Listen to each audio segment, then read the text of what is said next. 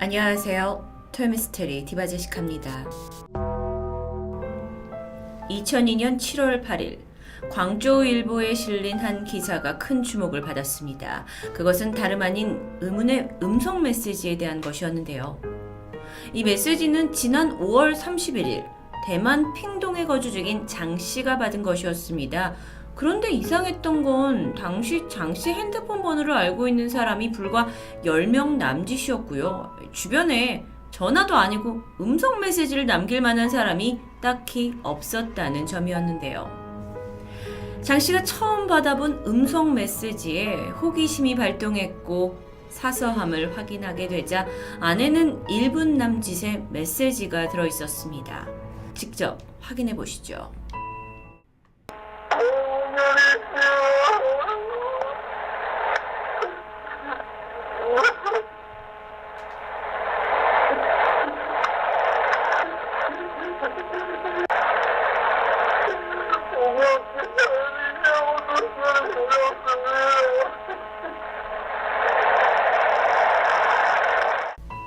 분명 장 씨가 모르는 한 남성의 우는 소리였습니다. 격하게 흐느끼면서 뭔가를 얘기하는 것 같지만 현지인조차 제대로 알아들을 수가 없는 이야기였어요. 그런데 여러분도 들으셨다시피 메시지 마지막 부분에 들리는 선명한 소리. 죽기 싫어. 난 죽기 싫어. 여기서 죽기 싫어. 내가 왜 여기에 있어? 그가 어디에 있는지는 모릅니다. 하지만 뒤에서 뭔가 바람이나 파도 소리가 들리는 것 같기도 했죠. 그런데 이 메시지가 끝나고 나오는 자동 목소리가 더 충격적이었습니다. 5월 25일 토요일 오후 5시 21분에 온 메시지입니다. 5월 25일. 그날은 대만 국민들이 결코 잊지 못하는 날이었습니다. 지난 2002년 5월 25일 오후 2시 50분에 중화항공 611편 항공기는 탑승객 206명과 조종사, 부조종사, 그리고 엔지니어를 포함해서 총 225명을 태우고 대만 국제공항에서 이륙 준비를 하고 있었죠. 중화항공은 대만 소속의 국영항공사인데요. 611편은 수도인 타이페이를 출발해서 1시간 40분 정도 날아 홍콩에 도착하게 되는 스케줄이었습니다. 그런데 이날만큼은 아주 특별한 비행이었다고 해요. 이 항공기가 타이항공에 하나로 약 15억 원에 매각될 예정이었기 때문입니다. 그러니까 이날은 611편에게 있어서는 중화항공 타이틀을 다는 마지막 비행이라고 할 수 있었죠. 오후 2시 56분이었습니다. 기내에서 안내 멘트가 흘러나왔고 조종사들이 기기를 점검한 후 관제소에다가 항공기를 활주로를 이동할 것을 요청합니다. 그리고 조금 후 3시 7분 611편이 6번 활주로에서 이륙을 허가한다라는 거를 들었고요. 서서히 비행기가 이륙을 시도하게 되는데요. 관제탑에서는 고도 793m까지 상승을 한 후에 유지하라라는 지시를 내렸습니다. 그리고 조종사는 자동 조정 장치를 가동하게 되면서 무사히 대만 해협상공으로 상승하게 되죠. 그런데 이륙 20분이 지난 3시 27분 갑자기 경보음이 들렸습니다. 이 소리는 항공기가 고도 약 35,000pt에 접근 중인 것을 알리는 신호였는데요. 조금 후에 관제탑 레이더에서 항공기의 기체를 식별할 수 있는 번호가 사라집니다. 도대체 무슨 일일까요? 관제탑에서는 계속 비행기에 연락을 취해보지만 아무런 답이 들려오지 않았는데요. 이후 상공에서는 기체가 4등분으로 쪼개지는 모습이 포착되었고요. 3시 31분 대만 해안에서 55km 정도 떨어진 펑후 군도 북쪽 바다에서 비행기가 추락한 게 확인됩니다. 즉 이걸 해석하면 항공기가 상공에서 갑자기 공중분해되면서 바다에 빠졌다고 볼 수 있었는데, 자, 일단 이 사태의 심각성을 인지한 대만에서 1000명 정도의 정말 사상 최대 규모의 구조대를 바로 파견했고요. 해안 경비대도 군함뿐만 아니라 어선까지 출동시키면서 일단 생존자 수색을 최우선적으로 명령합니다. 그렇게 발빠르게 구조가 진행되죠. 그리고 5시 5분쯤에 구조팀이 드디어 육안으로 대만 해협을 떠다니고 있는 611편 항공기 잔해를 발견하게 됩니다. 완전 산산조각이 나 있었는데요. 이 잔해가 100km 이상 떨어진 대만 내륙까지 날아갔을 정도였다고 해요. 그 정도로 산산조각 될 정도면 엄청난 충격으로 떨어졌겠죠. 그런데 생존자 수색 작업이 쉽지 않았습니다. 정말 유가족들이 해안가에서 발을 구르면서 살아있기만을 애타게 기다렸지만 6시 10분쯤에 발견된 첫 번째 사망자 시신을 시작으로 해서 탑승객 225명 중에 생존자는 단 한 명도 없었습니다. 곧이어 조난자들의 시신이 인양되었고요. 신원 확인이 시작됐죠. 여전히 포기하지 않고 생존자를 찾아서 대만 정부가 조사본부 마련하고 한편으로는 이 항공기가 왜 추락했는지 원인 조사도 나서게 됩니다. 이 611편이 미국산 비행기였다고 해요. 그래서 미 연방교통안전위원회 NTSB에서도 이 조사에 참여하기로 했고 존 델리시라는 책임자가 대만에 도착합니다. 한편 대만 언론에서는 이 참사를 겪고 나서 극단적인 의견이 나오게 돼요. 항공기가 격추된 게 아니냐라는 거예요. 중국과 대만이 워낙 오랫동안 적대적인 관계였잖아요. 그래서 사고 당일 중국이 대만 해협 근처에서 군사훈련을 했다가 미사일을 여기에 쏜 거다라는 주장이었습니다. 실제로 비슷한 이력도 있었어요. 그래서 중국을 의심하는 건 대만으로선 합당하게 보였죠. 중국은 강력하게 부인합니다. 얼마 후에 조난자 작업이 끝나고 비행기 잔해들이 인양이 되고 분석을 해봤더니 미사일에 격추되는 흔적은 없었습니다. 또 미사일을 쏘아 올렸다면 레이더에 당연히 포착이 되었을 텐데 그런 기록도 없었고요. 그렇다면 혹시 공중에서 다른 비행기와 충돌한 게 아니냐? 그 당시 사고기 근처에 운항 중인 항공기는 없었습니다. 그렇다면 또 다른 원인으로 폭탄 테러로 인한 추락을 생각해 볼 수 있는데요. 조난자의 사체에서 그렇다면 화상이나 그을린 자국이 있어야 할 텐데 그런 건 없었어요. 항공기 잔해에서도 없었고요. 아니 그렇다면 도대체 어쩌다가 멀쩡했던 비행기가 갑자기 하늘에서 공중분해되냐고요. 드디어 추락사고가 발생한 지 25일 만에 2개의 블랙박스가 발견됩니다.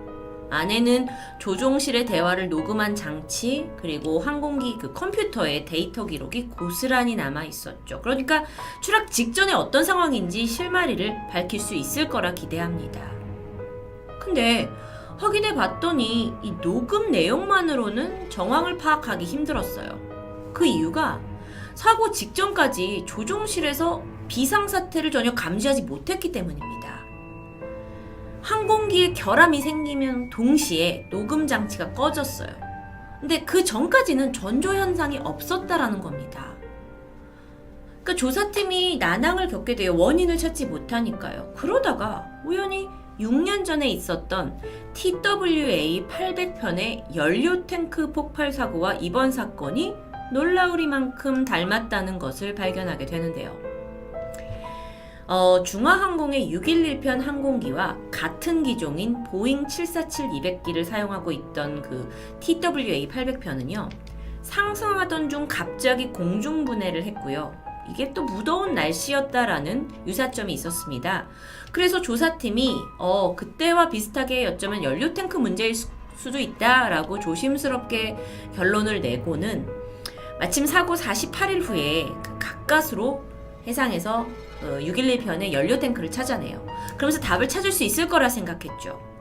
그런데 연료 탱크가 폭발했다면 여기에 그을음이나 어떤 뒤틀린 흔적이 있어야 됐지만 그런 손상이 없었습니다. 그렇게 제일 유력했던 가능성마저 배제되고 말았죠.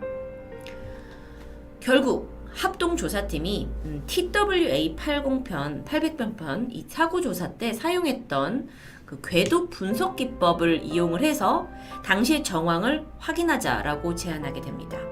자, 여기서 궤도 분석 기법이라는 건요. 비행기가 공중에서 분해될 당시 우리가 다 눈으로 볼 수 없잖아요. 근데 이거를 그때 이제 흩어지게 되는 잔해의 부위별 분해가 누가부터 시작을 했는지 그 순서를 알아내는 방법인데요. 그러려면 그 잔해들을 다 모아서 일일이 번호를 매기고 분석해서 분류를 하게 되죠. 그리고 이걸 미국으로 보내서 드디어 사고 당일 1670m 상공에서 벌어진 6.11편의 분해 장면을 생생히 재현했습니다. 영상으로 보시죠. 비행기가 잘 날고 있다가 뒤쪽이 끊어지면서 이렇게 처음 내동강이 나게 된 거죠. 레이더에 잡힌 모습으로 확인될 수 있습니다. 처음엔 영상이 굉장히 뭐랄까요, 평온하게 시작을 해서 항공기 그 무슨 광고 영상 같은데 이런 식으로 보니까 너무 처참하네요. 이렇게 해서 하늘에서 바로 분해가 됐던 겁니다. 자, 조사팀은 꼬리 부분이 먼저 떨어져 나갔다는 사실을 알아냈고요. 그 꼬리 잔해를 집중적으로 파헤칩니다.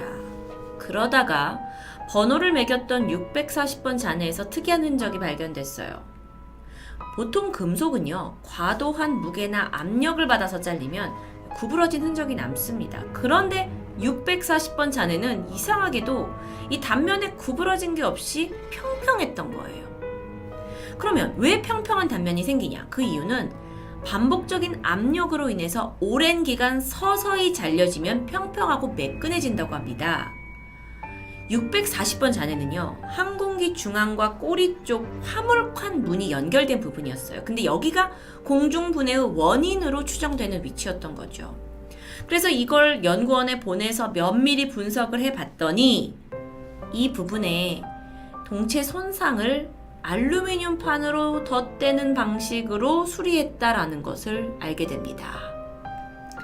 어떻게 된 일이냐 알아보니까 일단 6.11편 항공기는요, 1979년에 도입이 돼서 무려 22년이나 사용하고 있던 노후된 항공기였습니다. 사고 당일은 무려 마지막 비행이라고 불리고 있었죠. 그런데 이 항공기의 수리 기록을 살펴보니까 지난번에 착륙을 하던 도중에 꼬리가 활주로에 긁히면서 연기와 불꽃이 발생하는 접촉사고가 있었습니다. 충분히 있을 수 있긴 해요. 근데 문제는 이걸 어떤 방식으로 수리를 했는지 기록이 없어요. 원래는 해놔야 되는데. 그래서 조사팀이 수리 공정을 일일이 찾아다니면서 파헤쳤죠. 그리고 비극의 시작점을 결국 발견합니다. 원래 보잉사의 규칙에 따르면요, 동체가 긁히거나 파손이 되면 손상 부분을 떼어내고 교체를 하거나 아니면 이 보강제를 그 손상 부위를 좀 넉넉히 덧대도록 정해져 있다고 해요. 왜냐면 하늘에 올라가서 압력을 받아야 되는 비행기니까요. 근데 당시 6.11편은 꽤 심각한 파손인데도 불구하고 그냥 사포로 문질러서 평평하게 만든 뒤에 보강제를 이제 덧대게 되는데, 이 알루미늄 보강제 역시 넓게 덧댄 게 아니라 그냥 그 부분만 덧대게 된 거죠. 흔적만 가릴 정도로요. 그러니까 정비공들이 규정을 어겼던 겁니다. 그리고 수리 기록 또한 허위로 작성했어요. 그래도 괜찮겠지라고 했던 작은 기만이 결국 250여 명의 사상자를 낸 대형 참사로 이어졌던 겁니다. 국내에서도 있었던 이런 사고도 그렇고 해외 참사들까지 보면 분명 이건 막을 수 있었다라는 점에서 아주 안타깝게 느껴지는데요. 이 사건 이후에 중화항공의 운항 기록이 공개됐는데 4년 간격으로 사망자를 냈던 기록이 밝혀지면서 정말 세계에서 가장 불안한 항공사라는 오명을 지을 수 없게 되죠. 자, 이제는요, 이 참사의 전말을 잠깐 뒤로 하고 다시 맨 처음 들려드린 음성 메시지 이야기로 돌아오면, 그 파일은 대만 커뮤니티에서 중화항공 6.11편의 조난자 음성 메시지라고 불렸던, 그래서 온라인을 뜨겁게 달구고 결국 신문까지 실렸던 일이었습니다. 7월 8일 광저우일보에 실렸는데요. 이때 음성 파일 다시 한번 들어보실까요?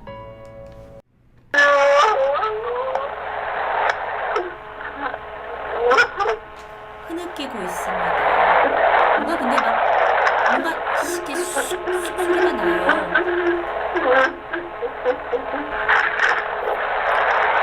그리고 이어지는 소리.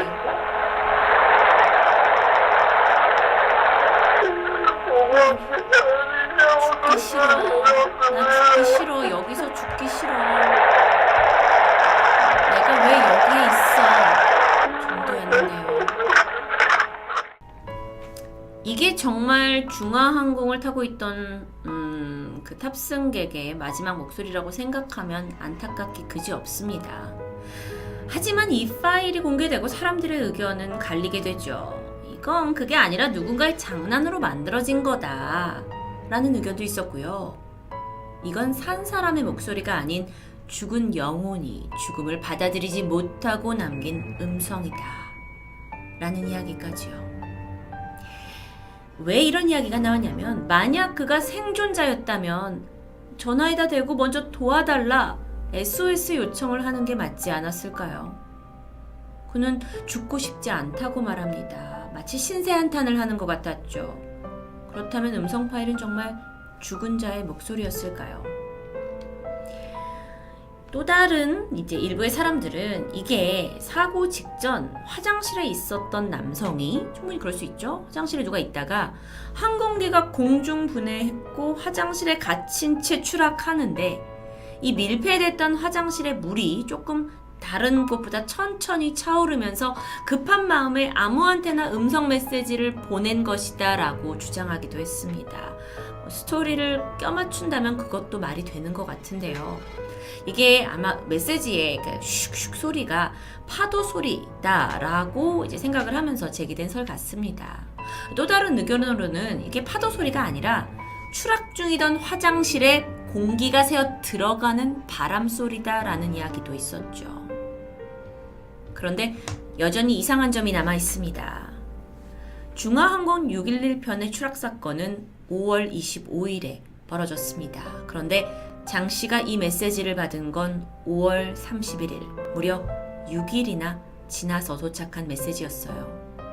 이건 도대체 어떻게 해석해야 할까요?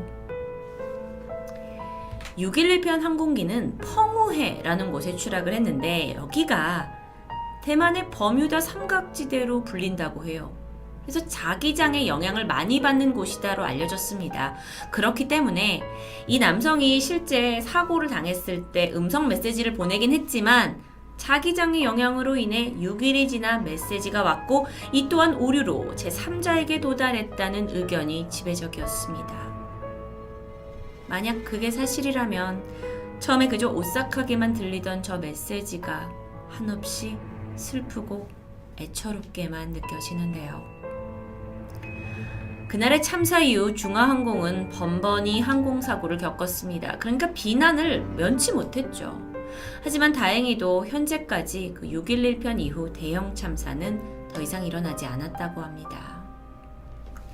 물론 이 영상이 미스테리적인 요소였던 그 음성 메시지를 여러분께 먼저 소개하면서 흥미를 일으키고자 했는데요.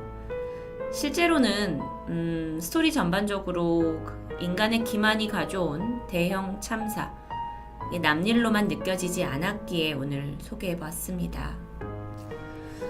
이런 일을 통해 그나마 우리가 비극을 겪었지만 역사가 절대 다시 반복되지 않기를 바라봅니다.